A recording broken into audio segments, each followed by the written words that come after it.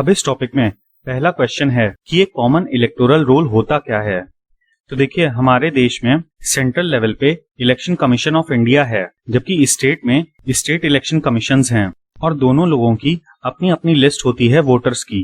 और इसीलिए अगर हमको आगे बढ़ना है with the project of one nation one election, तो हमको एक कॉमन इलेक्टोरल रोल चाहिए होगा जो कि इलेक्शन कमीशन ऑफ इंडिया और स्टेट इलेक्शन कमीशन में कॉमन हो। और इसी पे हाल ही में पीएमओ में एक मीटिंग हेल्ड की गई with the representatives of election commission and law ministry, ताकि एक कॉमन वोटर्स की लिस्ट बनाई जा सके for the election of panchayat, municipality, state assembly and Lok Sabha. अब जो प्रेजेंट सेटअप है उसके तहत election commission of India president, vice president, parliament और state assemblies and legislative councils के इलेक्शंस कंडक्ट करवाती है। और इन सब की जो वोटर लिस्ट है वो इलेक्शन कमीशन ऑफ इंडिया ही बनाती है, जबकि स्टेट इलेक्शन कमीशंस म्युनिसिपल और पंचायत इलेक्शंस को देखते हैं और इन इलेक्शंस की वोटर लिस्ट बनाते हैं।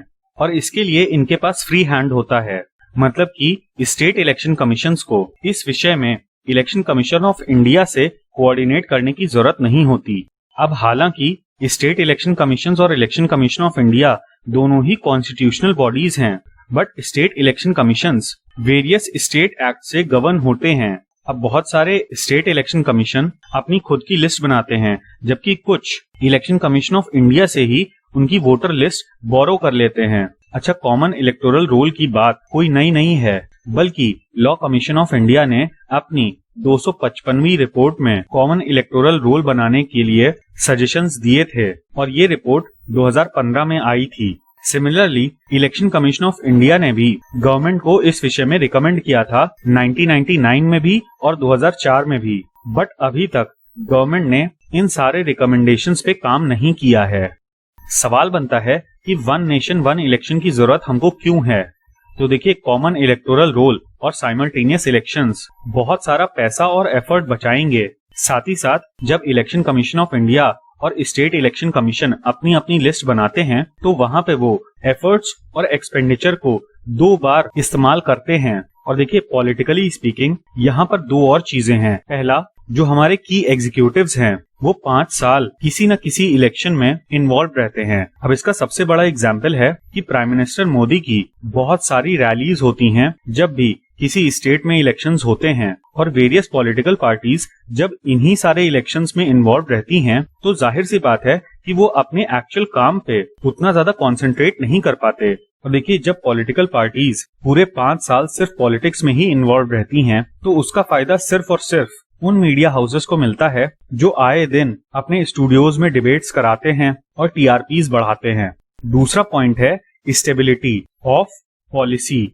इसका मतलब ये है कि अगर तीनों लेवल्स ऑफ गवर्नमेंट में सेम पॉलिटिकल पार्टीज या फिर हम कहें सेम पॉलिटिकल अलाइज होंगे तो जो डिसीजन मेकिंग प्रोसेस है वो काफी तेज हो जाएगी और एक यूनिफॉर्म पॉलिसी बनाने में मदद मिलेगी। अब इसमें आप ये कह सकते हैं कि इससे बीजेपी को ही फायदा होगा, बट आपको इसको समझना पड़ेगा कि ये 2 धारी तलवार है। क्योंकि देखिए, जैसे आज की सिचुएशन है कि पैंडेमिक की वजह से बीजेपी के खिलाफ काफी ज्यादा एंटी इनकम्बेंसी बढ़ गई है और ऐसे में कोई जरूरी नहीं है कि एक ही बार इलेक्शन करवाया जाए और उसमें बीजेपी ही पावर में आए। दूसरी तरफ आपको ये भी ध्यान रखना होगा कि अब की जो वोटर्स हैं वो स्टेट इलेक्शंस और नेशनल इलेक्शंस में डिफरेंशिएट करना जानते हैं। और इसका सबसे बड़ा एग्जाम्पल उड़ीसा का है, जहां पर बीजेपी ने लोकसभा की सीट्स पे तो बहुत ही अच्छा परफॉर्म किया, बट विधानसभा में नवीन पटनायक की ही सरकार बनी। सेम केस दिल्ली का भी है।